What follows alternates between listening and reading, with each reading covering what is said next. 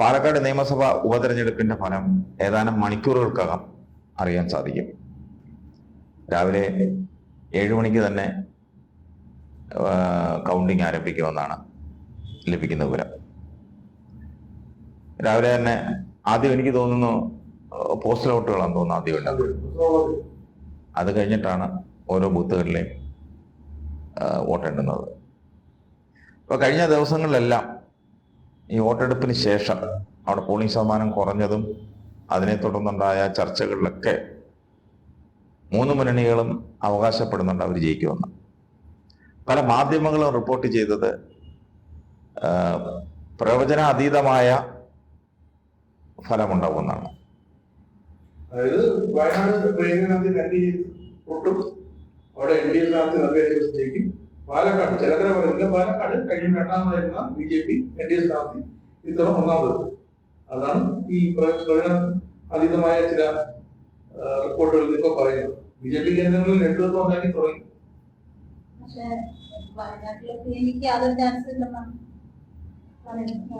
ഇപ്പൊ വയനാട്ടിലെ കാര്യമല്ലല്ലോ, നമുക്കിപ്പം പാലക്കാട്ടെ കാര്യമാണല്ലോ നമുക്ക് ജനം ഉറ്റുനോക്കുന്നത്.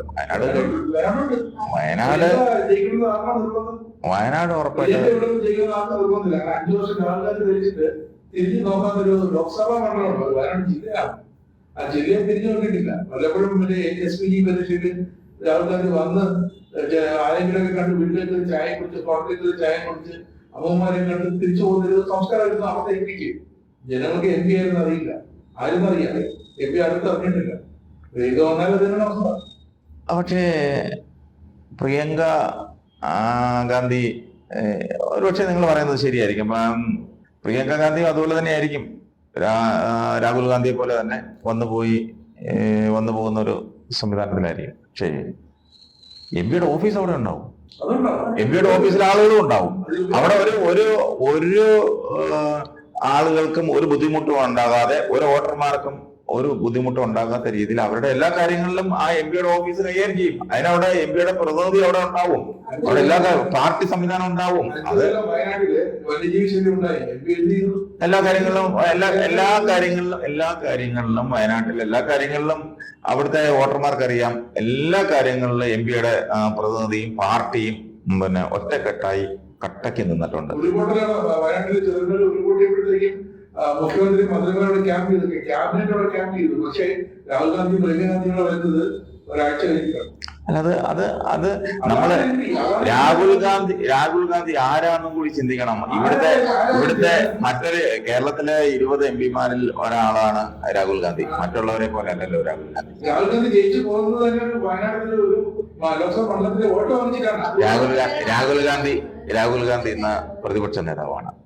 രാഹുൽ ഗാന്ധിക്ക് ഇപ്പം പ്രധാനമന്ത്രി നരേന്ദ്രമോദിയുടെ മണ്ഡലത്തിൽ നരേന്ദ്രമോദി എങ്ങനെയാണ്, അതുപോലെ ഭാരിച്ച ഉത്തരവാദിത്തങ്ങളുള്ള ഒരു MP-യാണ് രാഹുൽ ഗാന്ധി. അപ്പൊ രാഹുൽ ഗാന്ധിയെ മറ്റുള്ള മണ്ഡലങ്ങളിലെ MP-മാരെ കൂടെ ഒരേ തട്ടിൽ നിങ്ങൾ തൂക്കരുത്. BJPയുടെ ഒരു MP ഉണ്ടെങ്കിൽ അവർക്ക് ജില്ലാ ഘടകം അല്ലെങ്കിൽ പ്രാദേശിക ഘടകം ആ മണ്ഡലത്തിലെ കാര്യങ്ങൾ കൃത്യമായി നോക്കുന്നുണ്ട്. ഈ പ്രധാനമന്ത്രി പല യോജനകളും ജനങ്ങളിലേക്ക് എത്തുന്നു ഉറപ്പാകുന്നുണ്ട്. പക്ഷേ ഇവിടെ അങ്ങനെയല്ല, കോൺഗ്രസ് അങ്ങനെയല്ല.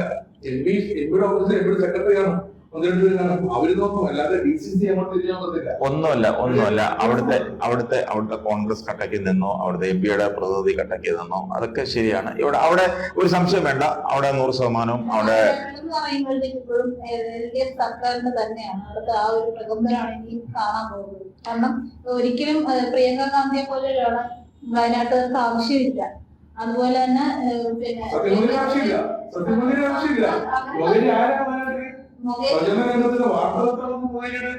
എന്തൊക്കെ പ്രയോഗത്തിന് എന്തൊക്കെ ഒന്നും ആനിരാജയുടെ പകുതി പെർഫോമൻസ് ഒരു സത്യമൊക്കെ ആ മണ്ഡലത്തിൽ എടുക്കാൻ പറ്റിയില്ല. സപ്പോർട്ട് എന്തായാലും ജനങ്ങൾ കൊടുക്കും. ഒന്നാമത്തെ കാര്യം. പിന്നെ രണ്ടാമത്തെ കാര്യം എന്ന് പറഞ്ഞാൽ നവ്യ ഹരിദാസ് പുതിയ ഒരാളാണ്. BJPയിൽ വന്നിട്ട് ഇപ്പോൾ ഈ പ്രചരണ രംഗത്താണ് അവരുടെ പേര് ഏറ്റവും കൂടുതൽ ഉയർന്നു കേൾക്കുന്നത്. എന്റെ അറിവില്ല. പക്ഷെ നവ്യ ഹരിദാസ് പുതിയൊരു നേതാവായതുകൊണ്ട് സത്യമൊഴിയെ കുറിച്ച് ഒരുപാട് പേർക്ക് അറിയാവുന്നതാണ്. ഈ പാർട്ടിയിൽ എത്ര പേർക്ക് അദ്ദേഹത്തെ അറിയാം. വയനാട് പക്ഷെ കണ്ണൂരുകാരനാണെങ്കിലും അദ്ദേഹത്തെ ഒരുപാട് പേർക്ക് അറിയാം. അദ്ദേഹത്തിന്റെ പാർട്ടി പ്രവർത്തനം, അദ്ദേഹത്തിന്റെ ആ ഒരു അനുഭവ സമ്പത്തൊക്കെ ഒരിക്കലും നവ്യ ഹരിദാസിന് അവകാശമൊന്നും നീക്കാൻ പറ്റില്ല. നവ്യ ഹരിദാസ് കഴിഞ്ഞ പ്രാവശ്യം കെ സുരേന്ദ്രനെ പിടിച്ച വോട്ടുകൾ പോലും നവ്യ ഹരിദാസ് പിടിക്കില്ല. അവിടെ സംശയം വേണ്ട, അവിടെ ഉറപ്പായും പ്രിയങ്ക ഗാന്ധി തന്നെ വിജയിക്കും. ഭൂരിപക്ഷത്തെ കുറിച്ച് ഞാൻ അവിടെ ആശങ്കപ്പെടുന്നില്ല. ഭൂരിപക്ഷം കൂടുന്നോ കുറയുന്നോ ഒന്നും പറയുന്നില്ല. പക്ഷേ അവിടെ പ്രിയങ്ക ഗാന്ധി ജയിക്കും. ചേലക്കരയില് ഇതുവരെയുള്ള റിപ്പോർട്ട് അനുസരിച്ച് ചേലക്കരയിൽ രമ്യ ഹരിദാസ് ജയിക്കാൻ സാധ്യത എന്നാണ് കാണുന്നത്. അതിലേക്കാണ് വരുന്നത്. ഉറപ്പായും അതിനൊരു സാധ്യതയുണ്ട്. അവിടെ ഈ പറയുന്ന പ്രവചനാതീതമായ ഒരു ഫലമായിരിക്കും അവിടെ ഉണ്ടാവുക. രമ്യ ഹരിദാസിന് യാതൊരു ചാൻസും ഇല്ല. കാരണം രമ്യ ഹരിദാസിന്റെ ആ ഒരു പ്രവൃത്തി അല്ലെങ്കിൽ അവരുടെ ആ ഒരു അവര് എങ്ങനെയാണ് അവര് പ്രവർത്തിച്ചതെന്ന് കൃത്യമായിട്ട് ആൾക്കാർ വിലയിരുത്തിയിട്ടുണ്ട്. അതുകൊണ്ട് തന്നെ കോൺഗ്രസിനോട് ആൾക്കാർക്ക് വിശ്വാസം കുറയുന്ന പാട്ട് പാടി ജയിക്കുന്നു പറഞ്ഞാൽ നേരത്തെ പറഞ്ഞു. പക്ഷെ അവര് പാട്ട് പാടി ജയിച്ചിട്ട് എന്താ അവിടെ നാടിന് കൊടുത്ത് പാട്ടൊക്കെ ഇഷ്ടംപോലെ പാടി. പക്ഷെ അവരൊക്കെ കൊടുത്തെന്നുള്ളതാണ്. ഒരു ലോക്സഭാ മണ്ഡലത്തിൽ തോറ്റ ഒരു സ്ഥാനാർത്ഥിയെ ആ ലോക്സഭാ മണ്ഡലത്തിനകത്തുള്ള ഒരു നിയമസഭാ മണ്ഡലത്തിൽ എന്തിനു മത്സരിപ്പിക്കുന്നതാണ് ബി ജെ പി കഴിയുന്നത്. അതിൽ ലോജിക്കലി ബി ജെ പി ചോദിക്കുന്നത് എന്തിന് രമ്യ ഹരിദാസ് തോറ്റ രമ്യ ഹരിദാസിനെ പാർലമെന്റിൽ തോറ്റപ്പോൾ അവിടെ തന്നെ കൊണ്ടുവന്ന് ഒരു ഘടകമായ ഒരു നിയമസഭാ മണ്ഡലത്തിൽ ജയിക്കാൻ നിർത്തിയാൽ അത് പിന്നെ അങ്ങനെ ഒരു മാനിഫെസ്റ്റോ കേരളത്തിലോ അല്ലെ ഇന്ത്യയിലോ ഇല്ലല്ലോ. തോറ്റ ഒരു സ്ഥാനാർത്ഥി, പാർലമെന്റിൽ തോറ്റ ഒരു സ്ഥാനാർത്ഥിക്ക് നിയമസഭ ആ മണ്ഡലത്തിലുള്ള ആ പാർലമെന്റ് മണ്ഡലത്തിലുള്ള ഒരു നിയമസഭാ മണ്ഡലത്തിൽ മത്സരിച്ചുകൂടാന്ന് എവിടെയെങ്കിലും പറയുന്നുണ്ടോ? അല്ല, അങ്ങനെ പക്ഷെ അങ്ങനെ വല്ല എവിടെയെങ്കിലും നിയമ പുസ്തകത്തിൽ എഴുതിയിട്ടുണ്ടോ? ആത്മവിശ്വാസം തന്നെയാണ് അവിടെ രമ്യ ഹരിദാസ് വിജയിക്കും. അത് നമുക്ക് ഏതാനും മണിക്കൂറുകൾക്കകം നമുക്കത്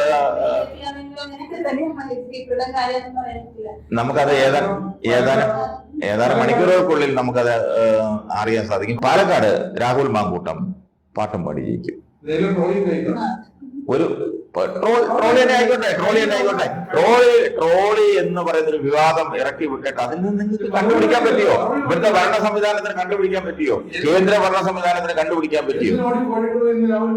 അത് രാഹുൽ മാങ്കൂട്ടത്തിൽ ചില നേതാക്കന്മാരെ, മുസ്ലിം ലീഗിന്റെ നേതാക്കന്മാരെ കാണാൻ വേണ്ടി പിന്നെ അദ്ദേഹം പ്രചരണം കഴിഞ്ഞിട്ട് അന്നത്തെ ദിവസത്തെ പ്രചരണം എല്ലാം കഴിഞ്ഞിട്ടാണ് അദ്ദേഹം പോയത്. അതിലേക്ക് ഒത്തിരി ചർച്ച ചെയ്തതാണ്. അതിലേക്ക് നമ്മൾ വരുന്നതിന് മുമ്പ് നമ്മൾ അവിടെ പാലക്കാടിനെ സംബന്ധിച്ച് പാലക്കാട് കാണേണ്ട ഒരു കാര്യം എന്ന് പറയുന്നത് അവിടെ കഴിഞ്ഞ കുറെ വർഷങ്ങളായി, കുറെ ടേമുകളിലായി അവിടെ കോൺഗ്രസ് വിജയിക്കുന്ന ഒരു മണ്ഡലമാണ്. മുരടിച്ച് നിൽക്കുന്നതൊക്കെ അത് പുറത്തു നിന്ന് എന്തും പറയാം, രാഷ്ട്രീയ എതിരാളികൾക്ക് പലതും പറയാം. പക്ഷേ അവിടെ ഷാഫി പറമ്പില് മുൻ MLA ഷാഫി പറമ്പിലായിരുന്നു. ഷാഫി പറമ്പിലിന്റെ നേതൃത്വത്തിൽ അവിടെ പല വികസന പ്രവർത്തനങ്ങളും നടന്നിട്ടുണ്ട്. പിന്നെ ഈ ഷാഫി പറമ്പിൽ ഉള്ളപ്പോഴെല്ലാം അവിടെ കേരളം ഭരിച്ചിരുന്ന ആരാ? ഇന്ത്യ ഭരിച്ചിരുന്ന ആരാ? അപ്പോ നമുക്ക് അറിയാൻ പറ്റും, നമുക്ക് ഊഹിക്കാൻ പറ്റും. ഇപ്പം UDF ഭരിക്കുകയും ഷാഫി പറമ്പിൽ MLA ആയിരുന്നെങ്കിൽ കുറെ വികസന പ്രവർത്തനങ്ങൾ അവിടെ നടന്നേനെ. അവിടെ കേരളം ഭരിക്കുന്നത് CPM ആണ്, ഇടതുമുന്നണിയാണ്. കേന്ദ്രം ഭരിക്കുന്നത് BJP മുന്നണിയാണ്, NDA ആണ്. പക്ഷെ അപ്പൊ അത്രത്തോളം വികസന പ്രവർത്തനങ്ങൾക്കുള്ള ആ ഒരു ഫണ്ടേ അവിടെ കിട്ടത്തുള്ളൂ. അപ്പൊ അതിനിപ്പോ ഷാഫി പറമ്പിലിനെ കുറ്റം പറഞ്ഞല്ലോ. തീരുമാനിച്ചതാണ്. അത് അവിടുത്തെ സ്കൂളില് ഡിജിറ്റൽ ക്ലാസിഫിക്കേഷൻ നടത്താത്ത സ്കൂളുകളുണ്ട്, സർക്കാർ സ്കൂളുണ്ട് പാലക്കാട്. ഈ പാലക്കാട് മണ്ഡലത്തില് ഞങ്ങൾക്ക് ആ കിഫ്ബി ഫണ്ട് വേണ്ട എന്ന് പറയുന്നത് ബാധിക്കുന്നു. തൊട്ടപ്പുറത്ത് എതിരായിട്ട് മണ്ഡലമടക്കം ഇടത് എംഎൽഎമാരുടെ മണ്ഡലങ്ങളൊക്കെ സ്കൂളുകൾ, കോടികൾ ചിലവർക്ക് സ്കൂളുകളൊക്കെ പണിതിട്ടുണ്ട്, റോഡുകൾ പണിതിട്ടുണ്ട്. ഇവർക്ക് വേണ്ട, ഞങ്ങൾക്ക് പൈസ വേണ്ട, ഞങ്ങൾക്ക് ഈ ഫണ്ട് വേണ്ട എന്ന് അവരൊരു അധാർമികമായ നിലപാടെടുത്ത് അനുഭവിക്കുന്ന ജനങ്ങളാണത്. പക്ഷെ മെട്രോമാൻ കഴിഞ്ഞ വർഷം ശ്രീധരൻ വെറും 3000 വോട്ടിന് 2ാം സ്ഥാനത്തെത്തിയ മണ്ഡലമുണ്ട്. 2ാം സ്ഥാനത്ത് ഇപ്പൊ 2ാം സ്ഥാനത്തേക്കല്ല 3ാം സ്ഥാനത്തേക്ക് പോയാലും വകയായി. കാരണം ചിലപ്പോൾ 3ാം സ്ഥാനത്തേക്ക് പോകാനും BJP 3ാം സ്ഥാനത്തേക്ക് പോകാനും സാധ്യത. അവിടെ രാഹുൽ മാങ്കൂട്ടം ജയിക്കും. 2ാം സ്ഥാനത്തേക്ക് ചിലപ്പോൾ അവർക്ക് തന്നെ അതിനകത്ത് ഭിന്നത ഉണ്ടായിരുന്നു. രാഹുൽ മാങ്കൂട്ടം അദ്ദേഹത്തെ കൊണ്ടുവന്നത് തന്നെ ഇവിടെ ഭയങ്കര ചർച്ചയും വിവാദമായി തുടക്കത്തിലെ. ഇത്തവണ പാലക്കാട് കോൺഗ്രസ് ഒറ്റക്കെട്ടായിട്ടാണ് അവിടെ പ്രചരണം നടത്തിയതും അവിടെ സ്ഥാനാർത്ഥിക്ക് വേണ്ടി നിലകൊണ്ടതും. രാഹുൽ മാങ്കൂട്ടത്തിനെ പാലക്കാടുകാരനായി പാലക്കാട്ടുകാർ സ്വീകരിച്ച് അവർ വോട്ട് ചെയ്തിട്ടുണ്ട്. ഏതാനും മണിക്കൂറുകൾക്കുള്ളിൽ നമുക്ക് അതിന്റെ ഫലം അറിയാൻ പറ്റും. രാഹുൽ മാങ്കൂട്ടം അവിടുന്ന് വിജയിക്കും. രാഹുൽ മാങ്കൂട്ടത്തിൽ തെക്കൊന്നും കടക്കുന്ന പാർട്ടി ഡിസിസിയിലൊരാൾക്കില്ലേ, പാലക്കാട് ഡിസിസിയിൽ മത്സരിക്കാൻ യോഗ്യത ആരുമില്ലാത്തവരാണോ?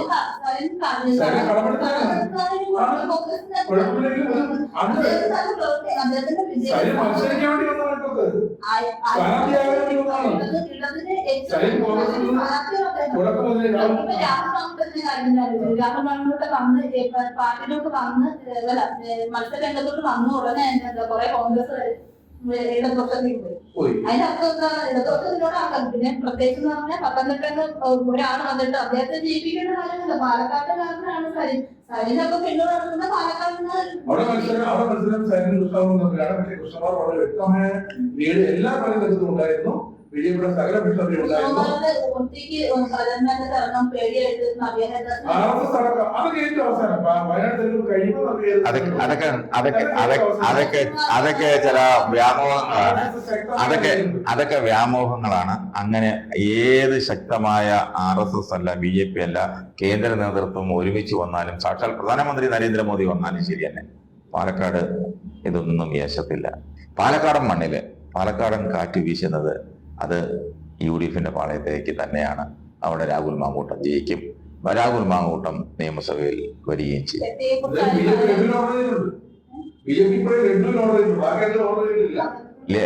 ലഡു ഓർഡർ ചെയ്തത് BJP മാത്രമല്ല, ലഡു ഓർഡർ ചെയ്തത് CPM ഓർഡർ ചെയ്തിട്ടുണ്ട്. സരിൻ അവിടെ പ്രത്യേകം കൊട്ടക്കണക്കിനാണ് ഓർഡർ ചെയ്തതെന്നാണ് പറയുന്നത്.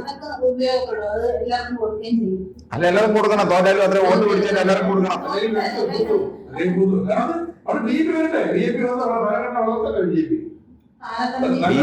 BJP അക്കൗണ്ട് ഓപ്പൺ ചെയ്യാൻ കേരളത്തിൽ നടക്കിയല്ല.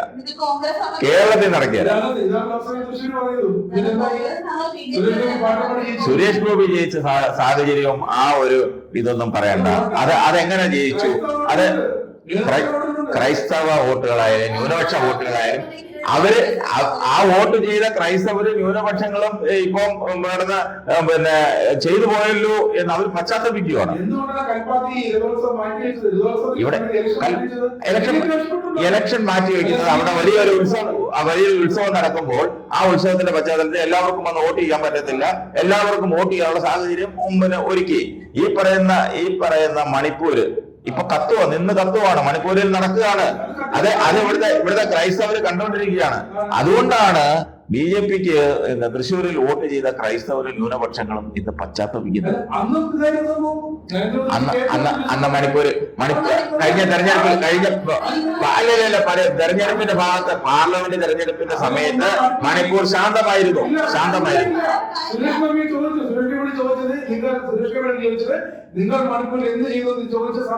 അങ്ങനെയാണെങ്കിൽ സുരേഷ് ഗോപിയെ കൊണ്ടുവന്ന പാലക്കാട് മത്സരിപ്പിച്ചാൽ മതിയായിരുന്നല്ലോ.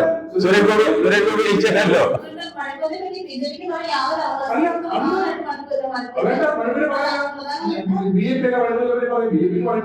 അതൊരു ആഭ്യന്തര വിഷയമാണ് സംസ്ഥാനത്തിന്.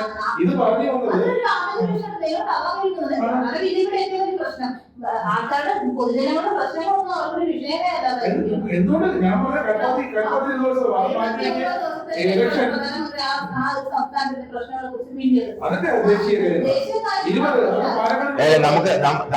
നമുക്ക് പിന്നെ മണിപ്പൂരൊക്കെ അങ്ങോട്ട് മാറ്റി വെക്കാം. പാലക്കാട്, ചേലക്കര, വയനാട് ഈ 3 മണ്ഡലത്തിലെ വയനാട് ലോക്സഭാ മണ്ഡലത്തിലെയും ചേലക്കര പാലക്കാട് നിയമസഭാ മണ്ഡലത്തിലെയും ഫലം നമുക്ക് ഏതാനും മണിക്കൂറുകൾക്കുള്ളിൽ നമുക്ക് അറിയാൻ സാധിക്കും ആര് വിജയിക്കും. 20-ാം തീയതിയിലേക്ക് ഇലക്ഷൻ കമ്മീഷൻ പാലക്കാട് തെരഞ്ഞെടുപ്പ് മാറ്റിയപ്പോൾ സതീശൻ ഉടനെ പത്രക്കുറിപ്പ് ഇറക്കിയിരിക്കുന്നു. കമ്മീഷണർ കത്തയച്ചിരിക്കുന്നു 13-ന് മുമ്പ് വയ്ക്കണം.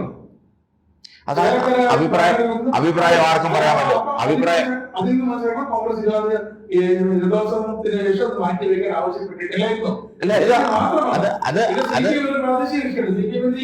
അവർക്ക് കൽപ്പാത്തി ഒന്നും അല്ലല്ലോ ഇവിടുത്തെ വിഷയം. ഇവിടുത്തെ വിഷയം അവസാനം പാലക്കാട് അവസാനം വന്നത് തെരഞ്ഞെടുപ്പ് പ്രചാരണത്തിൽ മുഴങ്ങിക്കേട്ടത് അവിടുത്തെ വികസനവും രാഷ്ട്രീയവും മാത്രമാണ്. അവിടെ രാഷ്ട്രീയം പറഞ്ഞാലേ വോട്ട് കിട്ടുമെന്ന് അവിടുത്തെ അവിടുത്തെ NDAക്കും അവിടുത്തെ CPM-നും മനസ്സിലായി. ആദ്യം മുതലേ രാഷ്ട്രീയം പറഞ്ഞാണ് വോട്ട് പിടിച്ചത്. കോൺഗ്രസ് അവിടെ UDF മുന്നണി അവിടെ രാഷ്ട്രീയം പറഞ്ഞാണ് അവിടെ വോട്ട് പിടിച്ചത്. പക്ഷേ CPM അന്നേരം CPM-ഉം BJP-യും അവിടെ ഒറ്റക്കെട്ടായി രണ്ടും കൂടെ ഒരുമിച്ച് ട്രോളി വിവാദം, മറ്റു വിവാദം, അതേ ഇതേന്നൊക്കെ പറഞ്ഞവർ